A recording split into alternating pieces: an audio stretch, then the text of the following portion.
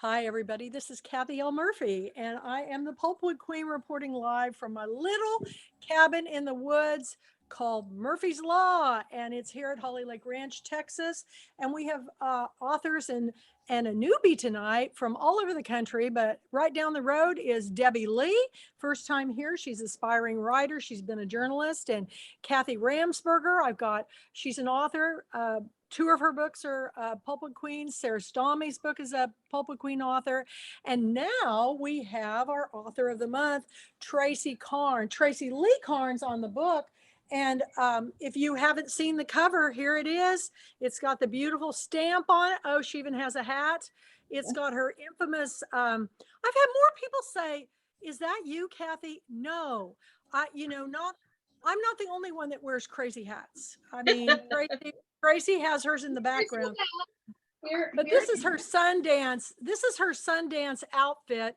And I finally sent people some pictures of what you sent me when I worked on the book cover, because I go, that doesn't even look like me to me, but she's had on sunglasses and a hat. That's all I can figure out. But anyway, Tracy has got this new book, The Darlings of Sundance. She's a Sundance regular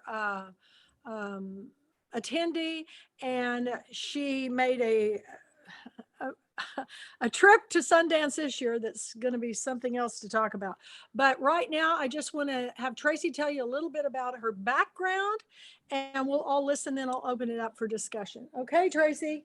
All right. Hey, everybody. And thank you, Kathy, for this wonderful honor. I appreciate it. And my beautiful cover. Look at that. And, it's just such a pleasure to be on here. This is my second book with the Pulpwood Queens. And this is very near and dear to my heart because in 2005, I went with some of my girlfriends to Sundance and one guy, and just had the experience of a lifetime. And then I kept going back for it, and it's kind of become my crack, I guess. I love it. I love Sundance. And there's just something about that festival that, I just love. And I mean, it's just is very special to me. And I thought, gosh, it would make a great setting for a book, wouldn't it?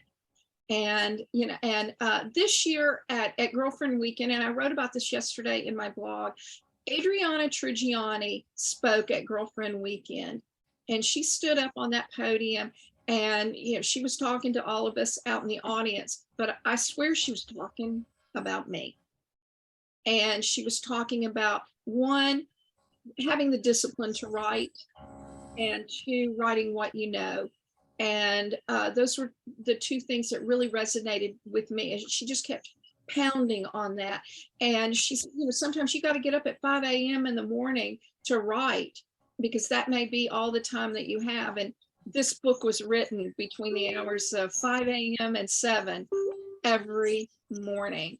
And I didn't have an outline, but what I did have was the Sundance a daily guide.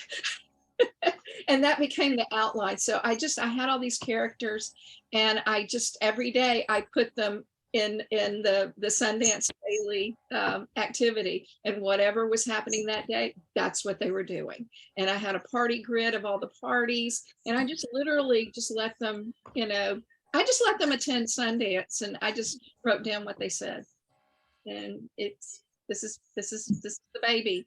And it's really interesting because Tracy knows I'm a big film buff myself. I mean, it's always amazing that Tracy's always telling me films I hadn't seen. I thought I'd seen everything, but I have always dreamed of I've been to a lot of film festivals, but I've never been to Sundance. And I was planning on going this year, and then my body gave out on me. I couldn't see. And so I had to pull over and stop on my way home from Girlfriend Weekend, but Tracy made it. Wow. I don't know how she did it.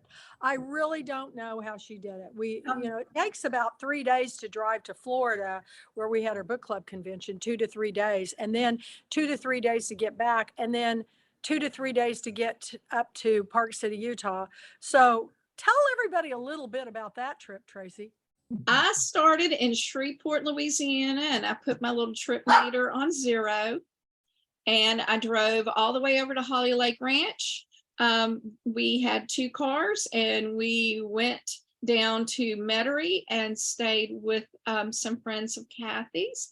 And then we went the next day, and we got into Amelia Island, Florida there, and had a couple of little bumps, on the way, but it's okay. And so had an amazing girlfriend weekend, so much fun. Packed the car back up. Kathy was in one car with Tamara Bolton, and I was in my car. And I knew I was having to go to Sundance. And then I got the news that Kathy wasn't going because she couldn't. And so I drove straight to my house from Amelia Island, Florida. And I got home about 10 or 11 o'clock that night, parked the car, got into the house, and slept, and woke up at about 5 o'clock the next morning and hopped back into the car and went.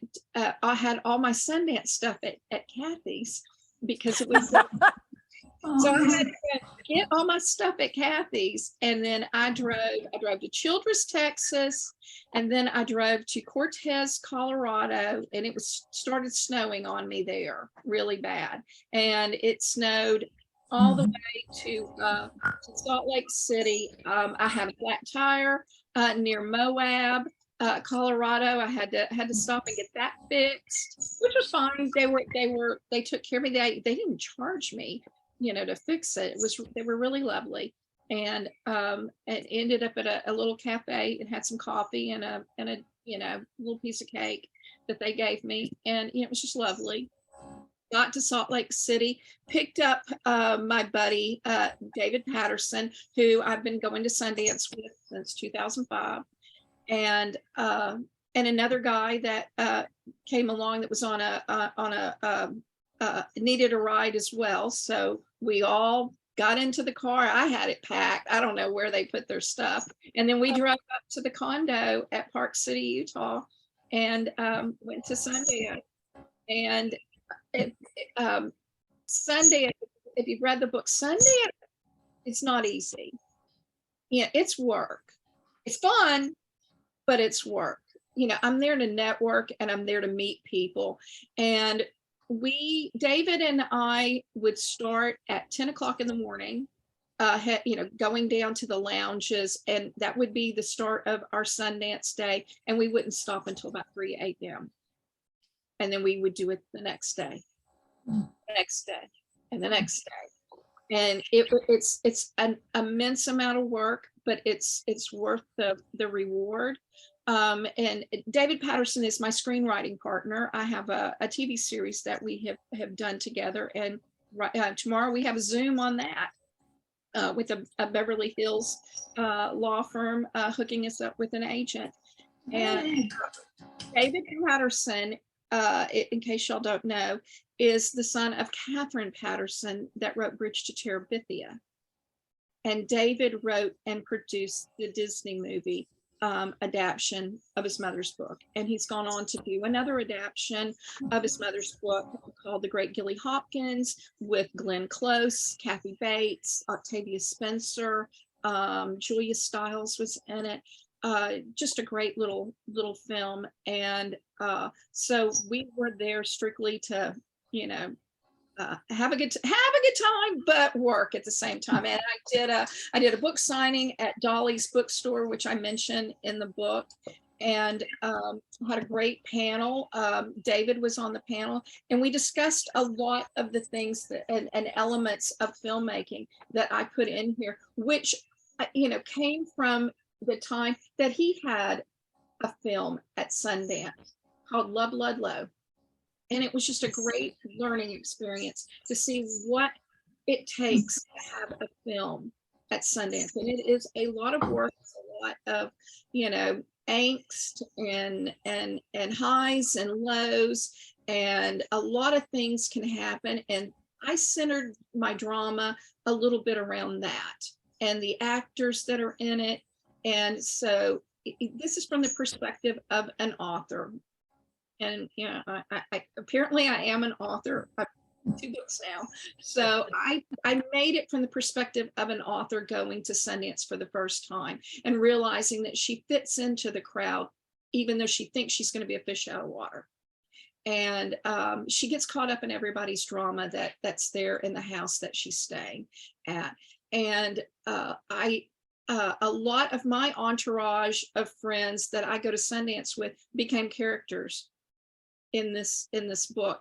One of whom, her name is Palmer Enfield, and she was a cinematographer, and you've seen her work. She did a lot of Hallmark commercials nationally. She did, if you saw right after Katrina, Harry Connick Jr. driving around in a Lincoln, SUV, driving around New Orleans and talking and everything.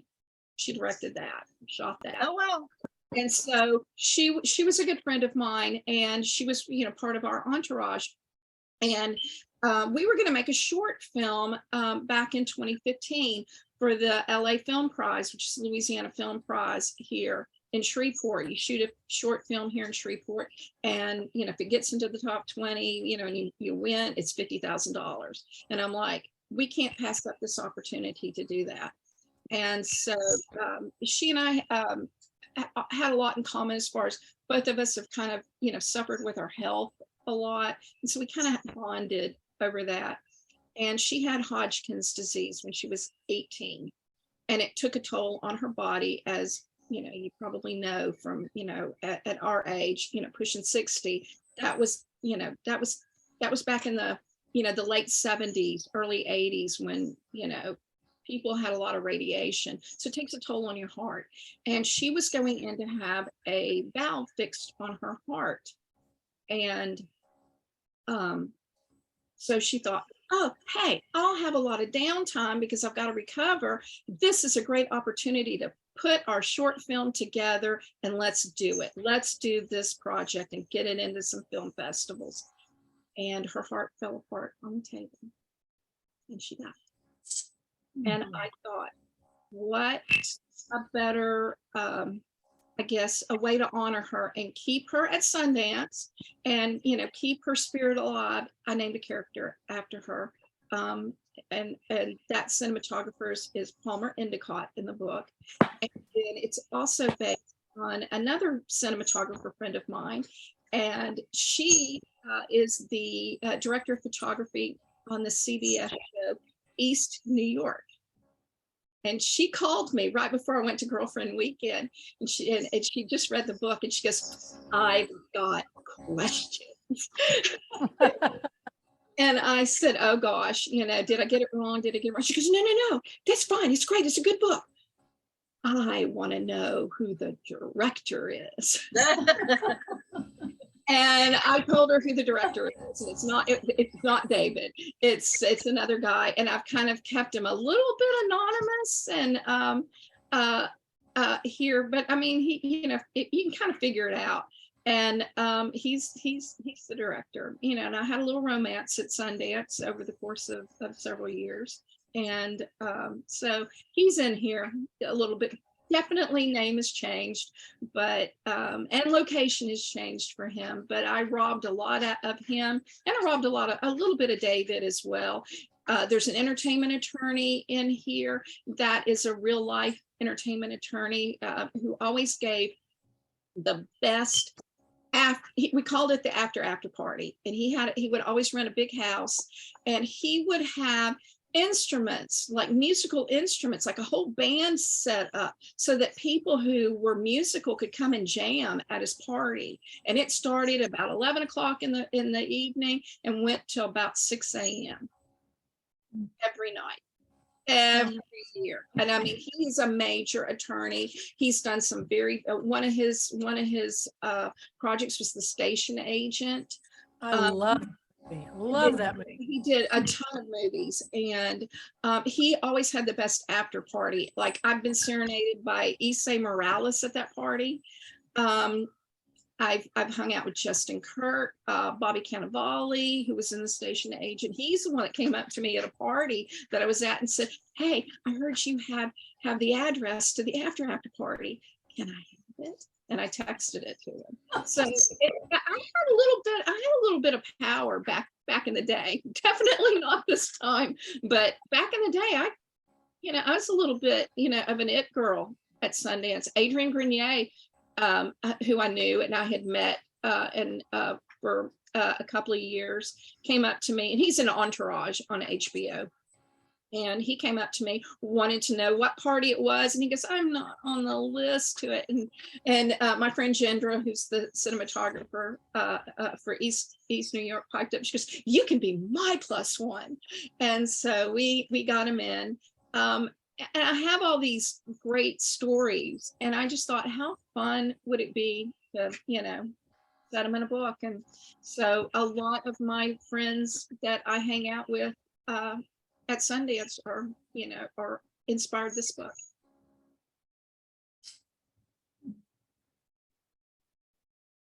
Kathy? She's frozen. That crown. Frozen. Oh no. Oh, no. Are you there? Kathy?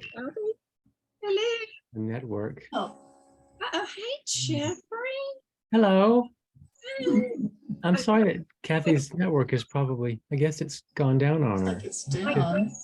Oh, it's frozen. She said that she sometimes has network problems out at her She's house. out in the hills. I'll keep talking as long as Can you tell us what were you doing with your book there? Did you have I had a book signing there, and what I was trying to do was to get interest in it. Sundance is a great network opportunity. You've got producers, you've got directors, you've got actors, you've got all these people that are wanting content. And my buddy Dave and I, not only do we have a TV series, but I also wanted to promote my book. And so at Dolly's, we did a panel discussion with him and my other condo mate, who is Tim Harms, and he was also on the panel. He's had 2 films at Sundance. Dave had 1, and so we kind of conducted a little panel based on the elements that were in my book. We talked about those things that actually happen, in real life, as a filmmaker at Sundance. And Tim works closely with Neil LaBute, the playwright. And so he's got a lot of Neil's films, not only, Neil's films, but his own films. And so we just, went back and forth, and I've known Tim for, 13, 14 years. I've known Dave for almost 20. It was just it was kind of old home week at Sundance. And then my friend Jean Lortie, who is he's a Canadian, and he is just this amazing guy who loves film so much that he will see just about every film at Sundance through the whole festival. And so he was there with us, and it was just a lot of fun. Tracy, the Sundance is so famous, but what do you think is so special about it? I know it's become a great place for indie people to come and bring their movies and stuff like that, but what do you think makes it so special? First of all, Robert Redford. Oh yeah, I right. Easily. He came up to me at his party. He gives the Sundance Channel party every year, and he came up to me one time. I was at the party, and he says, "Hi, I'm Bob." I just went, "Well, of course you are." Yeah. I think the reason why it's so special is it really, honestly, honors. It honors independent filmmaking. Mm-hmm. It's very laid back. And the people that attend, they're just great. It's a full schedule. It's not just, it's not just going to movies. There's a lot of panel discussions there that you can go see. There's a lot of demonstrations of new camera equipment that you can go see, the lounges, and you just meet a lot of really cool people. And these people that I've met at Sundance are my lifelong friends that I still run around with. I go to New York, they're there. We all go hang out together and go do stuff together. We just kept in touch, and they're amazing and very talented people, and I feel privileged to have them in my life. So you also say you're doing a TV series. Is this in production or you're pitching it? Yeah, we've been pitching it, and Uh-huh. it keeps getting bites. Oh, good. It seems to be kind of moving up the ladder, and I have a Zoom meeting tomorrow afternoon on it with David out in Beverly Hills. So we'll be zooming to Beverly Hills and to discuss it. And that came out of just meeting somebody at a party at the University of Florida party or something like that. That we went to and met somebody, and it was just kind of not a fluke, but that's what we were there for, was to promote our work. And David has right now he owns the film rights to one of the books that was written by the Tuck Everlasting author. He has the book rights to. He's wanting to do that as a movie. And so he was there to try to talk to them. He had a meeting, with a few companies on that. So that's what we do at Sundance. We take meetings, which we had a few of, and we go to the parties, and that's what we did. And it is exhausting, but it's also fun. David got to be the bodyguard of Jason Momoa at a party. Yeah, I'm really ticked off about that because Yeah, I I was right? Because he kept telling me, "Where the heck are you?" I am Jason Momoa, and I was talking to a producer pitching a TV series. Yeah. And by the time I got to the Music Lodge where they were doing all these interviews, and it just left. not even a picture, man. Not even a picture. A picture. Yeah, Tracy, Susan Sessa, who is, one of our members on Facebook, emailed on the Pulpwood Queen site. She says, I'm curious, since you weren't able to answer her, this is her question. Since you were not a fan of, celebrities, what did you do to mingle with celebs? How did you make that happen? But what I don't do is I don't fangirl. I don't go, oh my God, and make a fool out of myself, with them, and Kathy, she's met, a lot of big celebrities as well. And they're just people. They're just people. You just go talk to them. I try not to gush. I try not to go, oh my God, I love your work. And I just say, hey, I find something in common with that celeb. And I don't know. I just talk to them, and they talk. If you ever see, a movie where somebody rushes a celebrity, and the look on their face when these people come at them, you learn that you don't want to do that. But you've got to watch. Have you seen The Bubble on Netflix? No. Oh my gosh, Tracy, you've got to watch it. The Bubble, I just watched it. It's a story about a film studio doing a closed set in a bubble during COVID. It's a 6 series of Cliff Beast. Oh my God. It's so funny. It's an insider show of the film business, and especially during COVID. And you got to watch it because it's hilarious. All the directors. David and I had a Zoom meeting with a producer,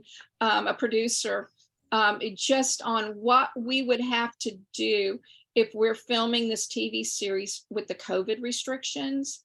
And it's crazy what they do on set. It's cray. I mean, one of our Pulpwood queens, Mary Dees Hampton, is an actress, and she's been in a lot of things. She's in Adriana's films. She was filming. She was supposed to come on to my book and film club, and she got a movie in New Orleans.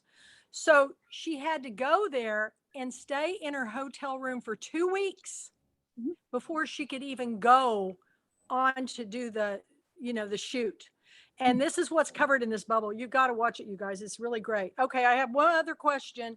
And this was actually posted on where I posted this on my page. Suzanne Kamada said she apologized. She couldn't be here tonight because she's got a, she teaches, classes, and she had a student presentation tonight. But she said she was just wanted to know if you had any activity at Sundance that led to projects so far. So of all the things that you did at Sundance, where has that taken you? Was it worth the trip? It was worth the trip. It's always worth the trip. But yeah, I had, like I said, David and I met this entertainment attorney, and he's a pretty powerful attorney there in Beverly Hills. I met him, his wife, and his daughter. My dog is barking, sorry. And he said he would like very much to introduce us to a literary agent out in Hollywood. And he said she's a pretty big one, and didn't name who it was, didn't name, where it was. But David, back, WGA was having a dispute with a lot of the agencies, and they asked all of the writers to fire their agents, and they did. And then the agents didn't ask them back. And David was with a top 5 agency. And to be quite honest, his agent really wasn't doing anything for him anyway. David would get all the financing and put it all together, and all the agent would do is look at the contract, go, yep, that looks pretty good, and take his 20% for nothing. So it was kind of a blessing, but then we've been kind of out there on our own, and now the agents are starting to take the writers back. And we feel very blessed and humbled that he wants to put us up with another top tier talent agency in Hollywood. And so we're having that meeting tomorrow based on not just the TV series, but both of us have a body of work. I have several projects. Not to mention, this book. I have another book. I have a play. I have a couple of other things. And David has all his mother's books and a lot of his plays. He was a prolific. Hold on, Radley, stop. Like a child. He was a prolific, still is a prolific playwright in New York. He holds the record for being the only playwright to open 3 different plays in one single month in New York. Neil Simon didn't even do that. And Wow. he holds the record for that. That's crazy. So that basically, I'm kind of coattailing off of him because he's got credits, but now I have things, that have weight. And so basically I'm kind of, we're kind of riding it together, and, keeping our fingers crossed, it can, a lot of promises are made out in Hollywood, and it's amazing that anything gets made. It's a miracle if anything gets made. I've been through it like 13 times, so I know how it goes. Any more questions? You guys ask some questions. I've got one. So your book's through the perspective of an author, and you have creds in lots of different places. And I'm wondering about is there any differentiation between the authors and the screenwriters? I mean, do they group all together, or they just go to parties and mingle? Well, I rarely ever run into any authors at Sundance. It's just pretty much filmmakers, and I am a little bit of the exception to the rule. That probably makes you really stand out, and that's a good thing. It does, kind of, and a lot of people, came up to me, at Sundance because of it. And I had, I tried to be as branded as I possibly could, with my book. I had cards, handing out cards everywhere. yeah, I ended up, we went to this really cool party for White Claw, the hard seltzer, which is the New Zima. And they had a cool lounge. This was their swag. So and you could put whatever you wanted on it. And one of our friends who's an actress, and she's in this really cool movie called, that was at Sundance, called My Parents Have Been Abducted by Aliens, and I'm Feeling Kind of Left Out. And and so she put not famous on her. But I thought, I'm here, promote my book. So I had Tracy Lea, and there's a lot of swag that you get at Sundance, things. And so I carry my backpack and I just fill it up with stuff. I have my water bottle from the Chase Lounge, and so I carry that. This is my favorite piece of swag. This is a kind of thermos bottle, and it's from Stanley, and they had a lounge, although they charged me $4 for a cup of coffee. So David's their coffee cup. And and so you get a lot of stuff. And this usually at Sundance, I get so much stuff. Like I had bottles of shampoo, I had Botox coupons, I had t-shirts, hats, you name it, like 3 or 4 different messenger bags and toiletry things. And I would have so much stuff that I would keep what I wanted, and I would put the rest out on my kitchen table and let my girlfriends have at it, and they would love it. And I would have so much stuff that I couldn't carry it on the plane. I would go to the Isay Morales taught me this one. Go to the UPS office, box it all up, and send it home. That way you don't have to worry about it. And so that's what I did. And this time it fit in the car. I didn't get a whole lot. I got just a few hats and some gloves and not a whole lot of stuff. It was a very light festival this year. The big parties that we were used to going to did not happen at all. Well, you can remember at Girlfriend Weekend, we would have publishers send us cases of books to give away. Yeah. Do they do that now? No, they don't send anything, and they don't even want to send me books anymore. They want to send me NetGalleys, and I go, I got to have a hard copy, y'all. My eyes are, they're all these years of reading. I've got to have that. But it's pretty exciting that you got to do that, Tracy. And I highly recommend that you go to more, besides Sundance, go to more film festivals, because anybody that has any love of films will love your book, because it kind of is an insider story, and it's a romp of a read. The girl who was talking on the website today about reading your book, as she was going somewhere, Bahamas or somewhere, she said, Key West. She said, this is not only a great beach read, this is a great airplane read. But the problem is I'm laughing so hard out loud because evidently she's been to Sundance. She said, they're all looking at me. She's never been to Sundance. Oh, she was laughing, and she said, they were telling me, shh, be quiet. And I think, oh, man, that's, you want to laugh if you read something funny. So anyway, good for her. Good for her. I've got a question. Yeah. Oh, hi. I just, I want to say that I've been to a lot of writers' conferences, and it's what Kathy was saying. The publishers used to put on these lavish parties and give away books and everything. It's all just pulled back now from that. But you captured so well that feeling of just the intensity and so overexcited to throw up. I mean, it's just, it's really gripping. And I think you're not doing yourself fully a favor by saying the book just wrote itself, because I see in the really tight plotting, the pacing, you got all these different suspense threads with the different characters. And so there's art here. It's not just you transcribing. I told her that. She kept saying, well, it's just a story. And I go, Tracy, I don't pick anything unless it's 5 diamonds in the Pulpwood Queen Tiara. It's a great read.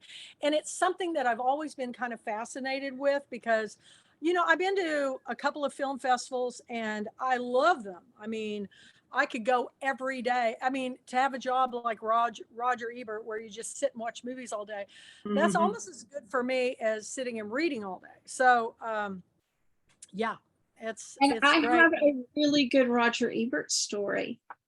Would y'all like to hear that? This is Yes. a good one. David's film Love Ludlow was at 2005 Sundance, and I agreed to help him. And I'm kind of not scared of anybody. And so he had a publicist that wasn't doing, he paid a lot of money for, that wasn't doing him justice. And one of the things that he did not do was get a lot of press for it, and did not have a press screening set up for that film. And Wow. Dave's movie was debuting the Thursday of the festival, which is a long way from opening weekend. And distributors go home on Wednesday. Oh. So there was no press screening. And I had been buying film tickets. One of the things that you learn at Sundance, if you're wanting to go to the movies, is you get to know the box office ladies, because people just snap up the tickets that they can when they go on sale, and they all sell out immediately, because they're all in package deals and all this. So you get what you get, and then when you get to Sundance, you trade. It's like trading baseball cards. You do that at the and the ladies would give me. I would go every morning and check to see how many tickets were turned in for Love Ludlow, and I would buy them up. And so I had tickets in my backpack. I had T-shirts. I had ball caps for Love Ludlow. Had all this stuff, and I was going to a movie, and I think this may have been the Tuesday or Wednesday of the festival. I was really tired. I mean, I was just exhausted. I had been to the Stella Artois beer tent and drank just a little bit too much of free beer. And so I had a little liquid courage, and I went to this movie premiere with my buddies, and it's like 9 o'clock at night. And my buddy Jean, he elbows me, and he goes, "Oh my God, Roger Ebert's sitting right behind us." And I looked back, and there he was, sitting right behind us. And I grabbed a ticket and a ball cap, and I went over there, introduced myself to him, said, "Mr. Ebert, we'd really like for you to come to this film. There's no press screening." And he opened up, he still had a file of facts, and it was just chock full of notes and things. And he opened it up, and he goes, "No, you're right." And I said, "Here's a ticket. Would love for you to come see Love Ludlow, and appreciate it. Here's a ball cap. Here's a piece of swag for you." And he put the ball cap on. I got the blurriest picture of him. I call it the Yeti picture, because you really can't tell it's Roger. And and then went and watched the movie, fell asleep through most of the movie. I don't even know what it was. And he came to that premiere, and Dave was pretty much dying on the vine, and his phone was not blowing up after the screening. And we got a lot of buzz early on, because Dave had signed a contract with a printing agent. Dave's real big at please and thank you. He trades please and thank yous, and so he got an imprint company, that basically, does, Mhm. postcards and stickers and T-shirts and hats in exchange to blog his experience at Sundance. $25,000 worth of stuff. And there's a Twinkie motif in his film. So Hostess Twinkies donated 1,000 Twinkies and had them shipped to Sundance. And so Dave had these stickers with a red blinking light on it that said Love Ludlow Sundance 2005. And so we stuck stickers on 1,000 Twinkies, and we passed them out, and everybody started wanting them. "Oh, you're the people with the blinking Twinkies. Oh my God." And so he started getting buzz. And it was because he worked the street, he worked the festival, and got buzz going. And so by the time it did premiere, which was late in the festival, if he had premiered earlier, he would have won the audience award at Sundance. He came in third, and it was because he missed a lot of the festival by premiering late. And so that's a pretty good honor, that he's had, to be third, for the Audience Choice Award. But not only did Roger Ebert come, but a few days later, and the phone's not ringing, Dave's like, oh, well, such is life. In the Chicago Sun-Times, Roger Ebert wrote another Sundance treasure, Love Ludlow, and talked about it. And that was me that got it. And Dave, and I guess this is why I have a TV series with Dave now, is because I single-handedly got him that distribution deal. Because if it hadn't been for Roger Ebert blurbing it, he probably would not have gotten a deal. And he got a deal with Warner Home Video, Stars, Encore, and Sundance Channel, and it streamed for years. And it was also on pay-per-view. We would buy his movie, and then we would text Dave and go, "Did you get the 10 cents? Did you get the 10 cents?" And we would buy it just to try to, up his numbers a little bit. And watched it continuously, on, we'd turn a TV on, when it would be on Stars or Encore or whatever, trying to, help it. And, it did pretty well when it came out. And, and he went to do a Disney movie, Bridge of Terabithia. And that opened at #1 at the box office. But I just, it was just a fun experience. And I now have the claim to fame that I bought Roger Ebert a movie ticket. And the other day I was watching Jeopardy, which I'm a big Jeopardy fan. And they had a question, they had an answer come up on a clue that was David Patterson's mother's book. And it's usually once a year it comes up, and I snapped a picture of it and sent it to him, and he sent it to his mother, and his mother posted it on her Facebook page. So I thought that was kind of cool. That Miss Catherine, that was my, I did, it was TV in my bedroom. I have a question.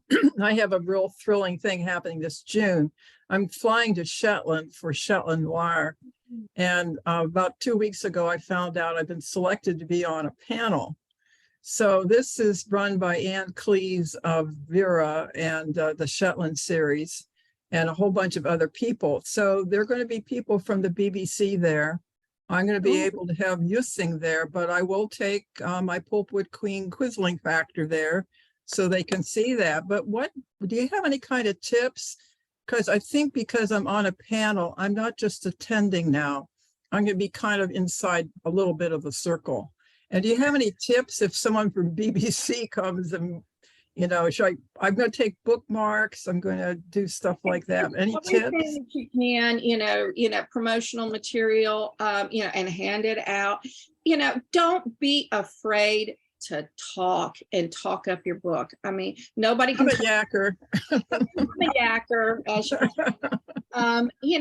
Tracy, tell her what you put in your basket, because your author's from Louisiana. So just, you want to do something that, really catches their attention and different, and tell what you put in your basket at Girlfriend Weekend, Tracy. I gave away 2 swag bags. And what I did was from Vistaprint, I had these cloth bags with a picture of my book on it. And I filled them with some things that I thought were relevant to the book. One thing I found 2 hats that were kind of similar to mine at Target. And I bought those. Of course, they're not, this is real fur, and those weren't, but they worked. I stuffed those in there. I stuffed sunglasses. There's a watch that plays a big plot point in the book, and it's on the cover. And I found some watches. I had Junior Mints and popcorn and king cake bites and scarves and gloves and socks and just all kinds. I put mugs in there. I put a signed copy of my book. And just anything that I thought, went with it. And I did. I donated one to the for the silent auction for the Pat Conroy Literary And then I did another one that I gave away at my panel. And I had numbers, and I drew numbers of everybody that was out in the audience, and I drew a number, and you know, somebody cool won it. They And got a good prize, man. They got a good prize. also in that particular one that they won, I had a Fendi hat and scarf in there. Ooh, wow.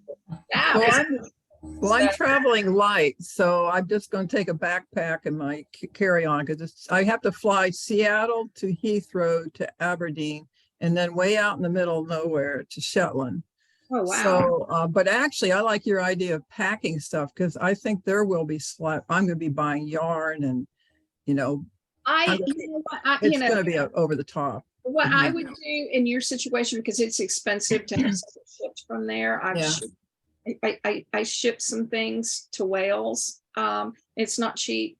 I would take another suitcase or buy a suitcase there, you know, somewhere, and whatever stuff that you have, you know, like the swag that you get, that's what I would put in that extra suitcase and pay the fee.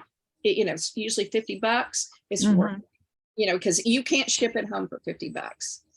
And so, you know, take a bunch, you know, or take that extra suitcase of your swag, hand swag. And people love swag. People love the mugs. Right. They love bookmarks. They, you know, if you give away a book, you know, they love it. But you know, handing out signed postcards that they can put in the books as book. Yeah, I'm thinking of doing that, you know, because the story takes place in Norway. I can't really gather swag from Norway to take there. But this weekend is also the AWP, which is in Seattle.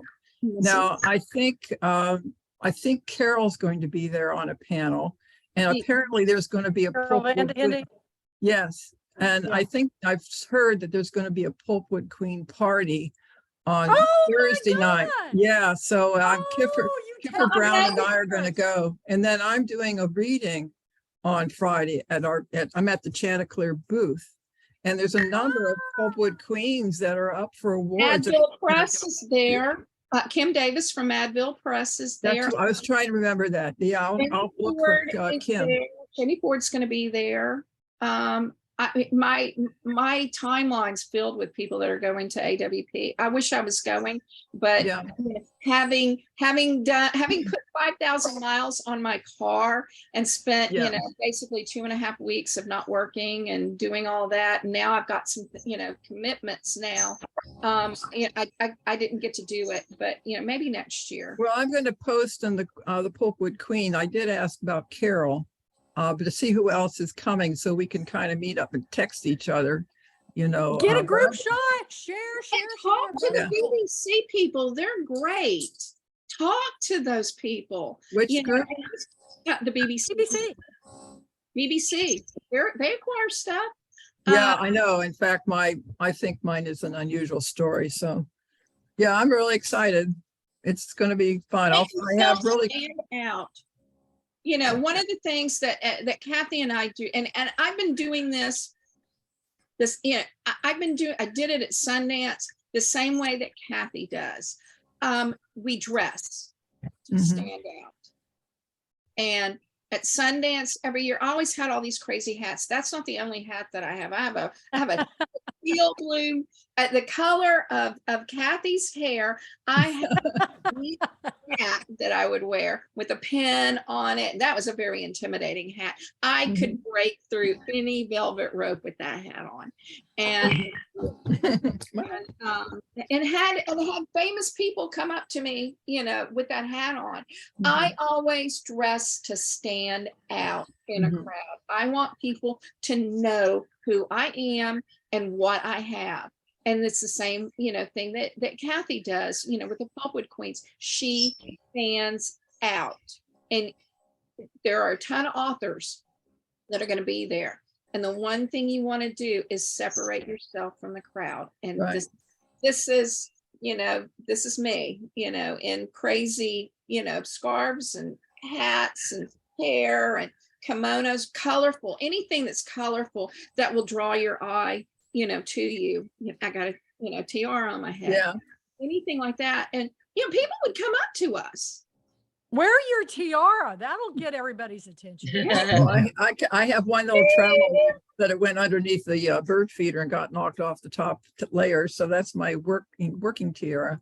Yeah, I'm thinking of stuff like that. But yeah, it's amazing. It's just like a needle in a haystack. I applied. That's my thing, is that you always ask. I asked. I had to go on websites. I never heard of the Crime Writers Association, which is totally Scots, but I found the place to put in my resume. And, I mentioned, Pulpwood Queens, being the International Book of the Year, and talks I've given on Norway. So I had pretty extensive, and also reaching out to, not saying I wanted to be on a panel, but reaching out to some of the authors I knew who are being attended. It's the social, networking. And I like Twitter. I'm sorry. It can be a mess, but I've met more outstanding authors there and opportunities. This is an opportunity I found on Twitter. And all I did was ask. I hit the button to see what the Shetland Noir was all about. And my credit union called me immediately and wanted to know what the heck I was doing, because I just spent $74 in this place in the middle of nowhere. But anyway, that's it. You ask. You don't be afraid to ask. Do not be afraid to ask. That's the one thing, that you do. And just set yourself apart from everybody else, because everybody else is trying to do the same thing that you are. I know. And the funny thing is that I was a little girl introducing to my second grade teacher, and I hid behind the door. I was so shy when I was little. And I've sort of pushed myself out over the years, and just sometimes I feel alone in a room, and I just say, nope, you got to do it. You just got to go right over there and do it. I dress for the part, and, I set myself, apart like this. And, you have to make yourself stand out. And when you do that, people are drawn to you. If you've got a good story, or you've got, something to say, people are drawn to you. And, because of that, Kathy and I have an opportunity this fall, to be in a major bookstore's booth at a book festival. Wonderful. And the thing is, Jeffrey here, he sets himself apart as an author. He has a uniform that he wears. Robert Gwaltney has a uniform, and every time he does a signing, he is in that uniform. Your eyes, you can't help but be drawn to him. And all he's wearing is just simple black. And he's got his black glasses, and he looks the part, and he's, you have to set yourself apart. You kind of have, these days, you kind of have to have a gimmick. And I have to dress for the weather, because the weather can be difficult there. So. And, that's, Jeffrey's doing it very well. And the other thing that, I'm taking from Jeffrey and Robert is they do book signing events. The days of sitting in a Barnes and Noble at a table with a stack of books waiting for people to come to you, and then all they do is ask where the bathroom is, gone. And I have that in my book, actually.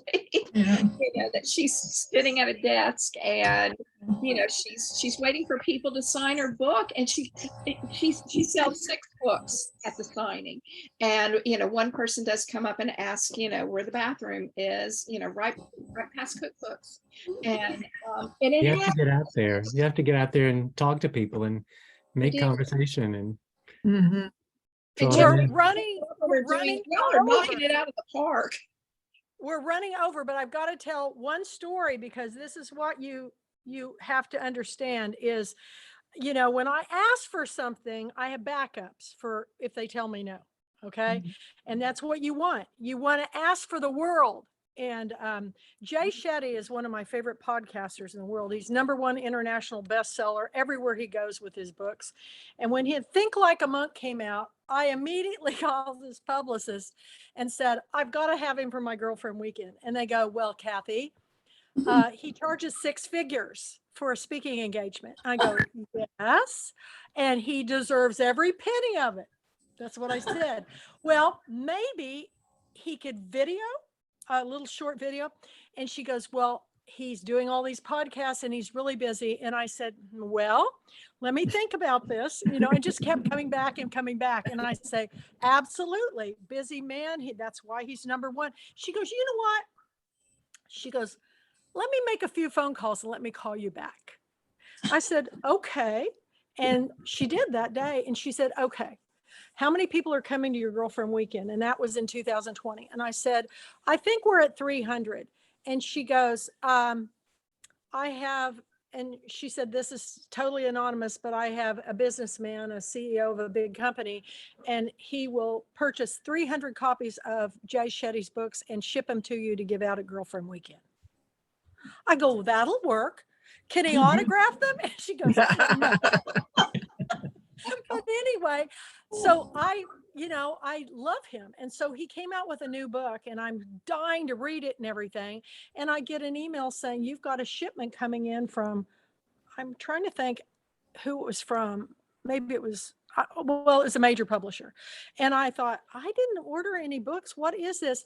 I got 2 cases of his latest book that immediately went #1 internationally. It's called Eight Rules of Love. And you guys, I read it in one night. So everybody who signs up for Girlfriend Weekend is going to get a copy until I run out. And then I have a few of Think Like a Monk that I'll give out, but you have to sign up quick if you haven't signed up, and you will get a copy. It's going to be our February International Book of the Month. I love him. And if you don't watch his podcasts or his posts on Twitter, you need to, because they're absolutely everything I want to see. And then the last thing I want to say is that I have been getting a lot of feedback since Girlfriend Weekend that everybody's just getting so busy. They're getting so busy they can't attend everything. So I'm streamlining the Pulpwood Queens, and I'm telling everybody tonight that I'm putting this out there tomorrow, that everything I do from now on is going to be done on Pulpwood Queen Tuesday, the Tuesday of every week. So the blog will be done only on one day, on Tuesday. You can blog all day long. The book club will be that night, because people are telling me they don't have time to do 7 days of blogs. They don't have time to watch 7 days of blogs, but I will record them. They'll be put up on the Pulpwood Queen channel. And that way, because I can't even get to all the Pat Conroy things or the Adriana things or Robert and Jeffrey's things. I've got so much work trying to keep up with all this that I'm streamlining it to one day. Pulpwood Queen, Timber Guy, Tuesday. So just keep that in mind. So when you come up, you're going to be able to blog all day long. So get everything you want to say ready and be ready to post on the Pulpwood Queen blog. Tracy had a terrible time trying to get on our blog, and then it just won't post. And I'm out of, I was in Facebook jail and now I'm not, and it still would not post. So I basically, what I did was posted it to my thing and let her share it, because it would not post. And I know, other authors have had the same problem. Yeah, we're facing some technology problems with Twitter, with Facebook, with Zoom. So if I do this where you can blog all day long and you have trouble, you can just email me the blog with the photos and I'll post it for you. But I'm hoping that this will be resolved, because I haven't had that problem before, but I've had other things like losing sound and different things. But if you have any questions, email me and I'll get with you. But I have got to get my book done, and I've got to get this insurance stuff done with my house, because it is driving me crazy. I'm still dealing with it, and this started in the beginning of November, and I still haven't had any restitution. And so it's hard. It's really hard. And I know how busy we all are, but if you have any questions, I'll put a post up on it tomorrow. Everything now is going to be posted on the website. So even if you're not on social media, because everybody's getting off of it, they're not getting the messages because they don't even know where the Zooms are. So I actually I'm inviting people to please join so that they can see, and just go to the website. It's going to be on calendar of events. And that means my book and film club, I'm going to combine the two, and I'm just going to do them as podcasts and post them on the Pulpwood Queen channel, because let's face it, nobody really comes to them anyway. They watch them online, but they don't watch them. So I'm going to do them as podcasts, and I'm going to do everything on Tuesdays. So go to the Pulpwood Queen blog, the website, and the Pulpwood Queen channel. And please subscribe, because until I get, they're going up on the price, so I may have to start charging for the YouTube channel. So, and Zoom is definitely going up. They're going up from like $200 and some a year to $2,000 a year. What? Everybody's Yep. gonna do it. They'll done. So What? And go to I do Microsoft not- Screen Builder. you know, I have given all my reader memberships now free. The authors do pay, because we're giving you, showcasing you, we're letting you post every day on our book club page, on the book club page, not the blog page, on the book club page. And I'm just going to keep refining this until I find the perfect, you know, perfume, so to say. I'm just going to keep massaging this so that we have the essence of what works, because I've talked to several authors in the past few weeks, and they've all told me that they're overwhelmed. They said they go from one blog to another blog. It's the same people at every blog. They just go from one to the other. It's the same people at every one. They're not getting new readers. So I have upped my game on Instagram, Twitter. I'm reaching out to lots of, I've got 2 interviews coming up that were set up with authors. Tracy just sent me another one. And I'm really trying to figure out ways to get you guys out there in a bigger way. And, but I've got to get some things taken care of, some housekeeping done here. So I hope you'll understand that it's become even harder than ever. And nobody, everybody wants paid, not more, like 5 times more. So it costs me. And another thing I want to tell everybody that's listening, if you have a Pulpwood Queen membership as an author and you wish to cancel, you have to do before it renews. If you don't renew your membership, you're no longer a Pulpwood Queen. You no longer can post on the page. But if you do resign, you have to notify, and I've got it all up on Facebook how you do that.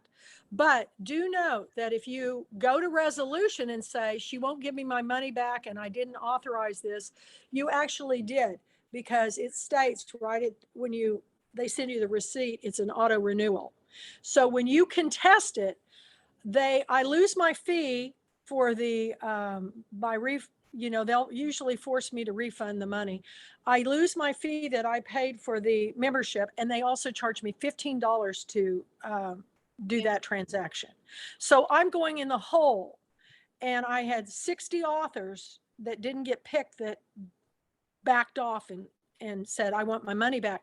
Well, you guys, I'm sorry, but I'm either going to have to go up or start charging my Pulpwood Queens again. But just read all the receipts, read the website, read everything. It's like a contract. You've got to understand that everything costs now. And it is getting really hard for me to make it. It isn't profitable. It's breaking even. Just to kind of clarify what you're saying, Kathy, nobody, and I mean nobody, fights as hard as she does for her authors. And I have watched her. Y'all think, oh, she just does this in about 5 or 10 minutes and then she goes about her day. No, she spends upwards of 16 hours a day doing this, and she does not get paid for it. So what you're getting for your $50 worth is so much more than anybody else is ever going to give you. I mean, that it's a bargain, and she should go up. And if everybody that watches this just understands that do not join my book club just to get picked. Yeah. Because sometimes it takes 2 or 3 years. I'm getting over 1,000 books a year. I can only pick so many. So don't give up after the first year. I mean, Kathleen Rogers is a good example.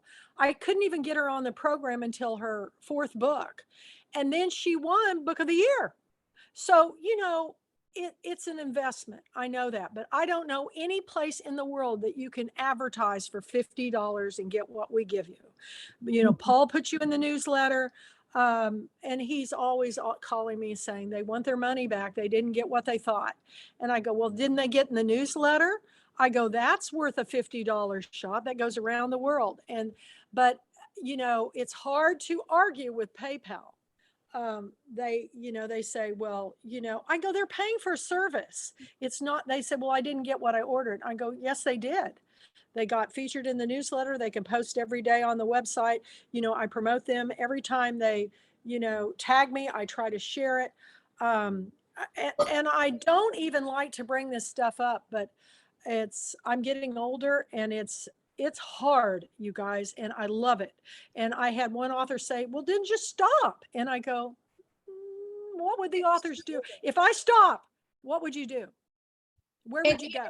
Here's the thing. You pay an awful lot of money to Kirkus. You pay an awful lot of money to submit your book for awards, hundreds of dollars, because I get those emails every single day. Everything costs money these days. You want a good publicist, you're going to have to pay for it. And $50 is a bargain for what you get. And if your book get picked, you still get so much. And when you go to Girlfriend Weekend, you've got an audience there to network with and get your book out there. And I just want to share too that the price is going to go up soon. And if you sign up now, you'll get that free book. I'll give it to you at the convention. I will also tell you that I always go to the Tennessee Williams. That's my favorite other place to go. And I love it because it's theater, it's music, it's books, and it's Southern Gothic. It's all the stuff drama, it's everything. I've entered contests there, but their opening price for the weekend in New Orleans is $600. That's the early bird for everything. So, when you sign up for $299, dang, that's a pretty good deal, you guys. And every convention center that I have this at comes back and they say, well, we gave it to you for this deal this time, but now we're going to have to go up. And so it's not going to be an Amelia Island because they they went up 500%. So I cannot afford to go there and now. they made an awful lot of money off of us. We kind of ran the numbers and we figured out they made an awful lot of money on Girlfriend Weekend. And to have the gall to say that, that's all right. You guys, I've got 3 or 4 other places I'm negotiating with now and have meetings coming up. So it's going to be fantastic. I mean, I'm going to tell you that I'm not going to do anything unless we just have a really good time. So I'm going to continue with this as long as I can. And I do it for you. I love this more than life itself. It's so important to me. It's my legacy. And I really don't care, about being wealthy from this. It's more about putting all the good you can by sharing people's stories. But I'm also painting now and I'm doing book covers. So my time is getting a little crazy because I'm working on Antonita's book cover right now. It's going to be fantastic, like Tracy's. I'm so excited. And I'm hoping to get more. And so if anybody knows if anybody needs a book cover, one thing, I'm going to read your book. I'm going to work with you and I'm going to make it as special as that one. It stands out. It stands out on a shelf. I could have gotten something with, some graphics and, whatever. It wouldn't have been the same. Everybody has commented what a cool cover I have. and it's all Kathy. I mean, It's I was actually all worried. Tracy. I was worried. She showed me it. I'm like, that's it. That's the cover. She goes, I'm not done yet. I just started. And I'm like, okay. I was just kind of panicking for a minute. And I'm like, I love Well, Kathy, the but first drawing I do, I actually did the first drawing with colored pencil while I was with my crayons. grandson, and on a piece of, Big Chief paper or something. I said, so here's what I have in mind. She goes, what? I go, I did this with Crayolas. I'm at my grandson's house, and I said, but just trust me. Trust me, there's nothing I won't do for you. Beautiful. It's absolutely beautiful. She knows how to lay out a book cover. She reads the book. A lot of plot points are on this cover. There's a watch, there's her in the glasses is the Egyptian Theater of Sundance. And that is the theater where everything started. It's right in the middle of Main Street. I even put a picture of it in the back of my book here, so you can see it. That's the Egyptian Theater.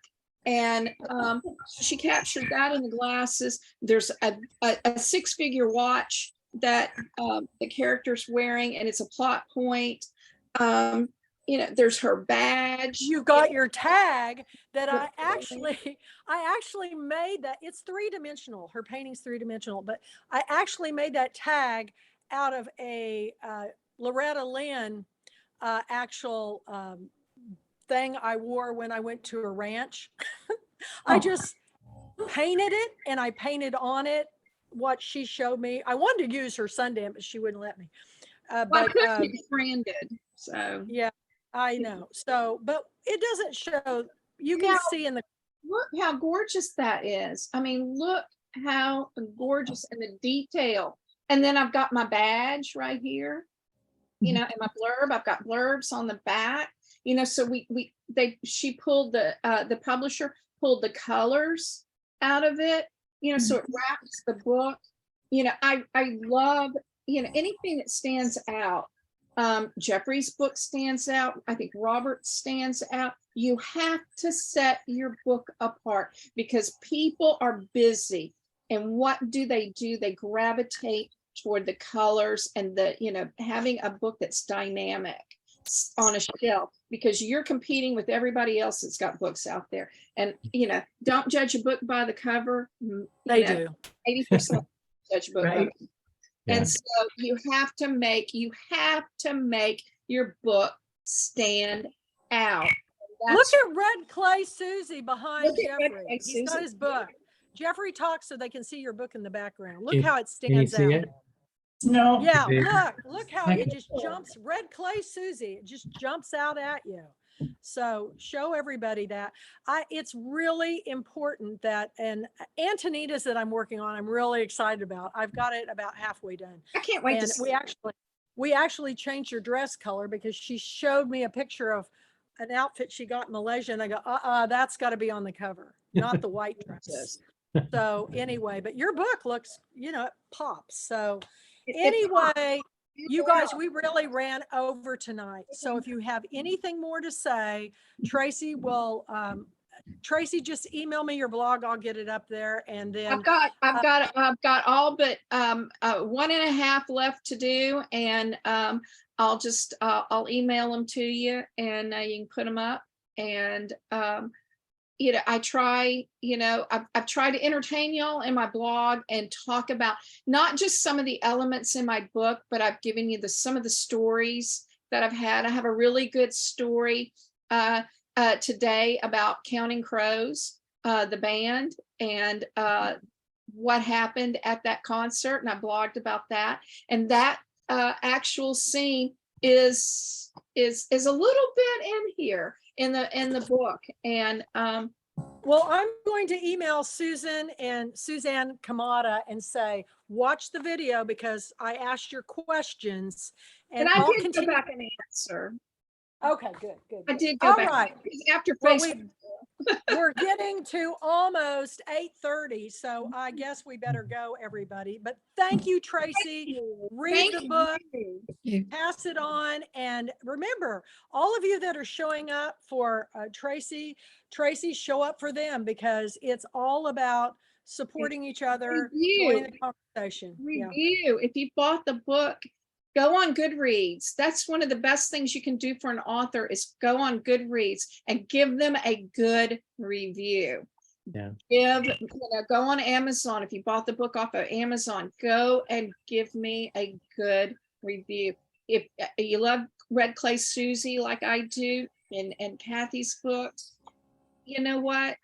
Give them a good review, because it helps. It does. Yep. It does help. Really, that's the best gift. Support your helps. authors. Support your author. That's the Support best. each other like we did at Girlfriend Weekend. We had such a good time. So Debbie, welcome to your very first meeting. Thank you for coming. She lives in Gladewater, where Stephanie lives, and she's an aspiring writer. And I know this is probably overwhelming, but the more you come, the more you're going to get to meet everybody and bring new people in, people. I mean, surely you have a fan base, bring them in, because I remember when Angie Gattani was on, she brought 50 people in from her family from all over the world. And I was just kind of like, holy moly, Malaysia, Hong Kong, India, California, Austin, Texas. None of my good friends are here. They don't read. Isn't that terrible? It's All my terrible. friends, I all mean, my friends are readers and writers. So, but we need to support each other better. And I hope everybody will share this, get them to subscribe to the channel. And you guys will see you next week, because we have Lovelace Cook, who She's is going to be meet me in Mumbai, which is, she does the Bollywood and Books blog, and she introduced me to Alka Joshi, who I'm in love with her books. She's got the Perfumer of Paris coming out, henna artist. I mean, The Secret Keepers of Jaipur, wonderful book. So you all, I'm working on my list now. Get your books to me. And thank you all for watching the Tuesday Night Online Book Club. See you next time. Thank you, everybody. Thank you, Tracy. Thank you. Bye, everybody. Lovelace, Bye. we'll see you next week. I'll talk to you. Yes, it's Yeah. from the same motel room in Georgia. Well, that's fine. You're on board. Hey, come back on just a second, Lovelace. What? Tell everybody who you are so they can see your face, because you're next week. Hey, y'all. I'm Lovelace Cook. Anyway, I know most faces here, and welcome, Debbie. I am actually a disaster worker on call. And so when the tornadoes hit Georgia, I got called, and I'm here. I left literally right after Girlfriend Weekend. So I'm here until probably the end of March. Not very Wow. far. Drove really close to Warm Springs today. And Wow. Well, Lovelace, please get in touch with me before you go, and we'll go over everything. And I'm really, really excited about this. And is it Alka Joshi? Is that her name? How you pronounce it? Alka Joshi. Joshi. I am. That's the way I love- pronounced it. I just listened to some of her audio, interviews. So I Oh could my God, her books are amazing. And I want to tell everybody else, enter the contest for Alice Hoffman's latest new book, The Invisible Hour. I entered her first contest and I won her book. So they're giving away 100 copies on Goodreads, and The Invisible Hour. You guys, I'm so excited. There's so many great books coming out, and Lovelace is next week. So thank you, Tracy. Get your books, everybody. And Love you, bye. Lovelace. Bye from East Love your book. Texas. See you Bye. later. Bye. Thank Bye-bye. you. Bye, Bye-bye. Debbie. Come back. Bye-bye. I will. Okay.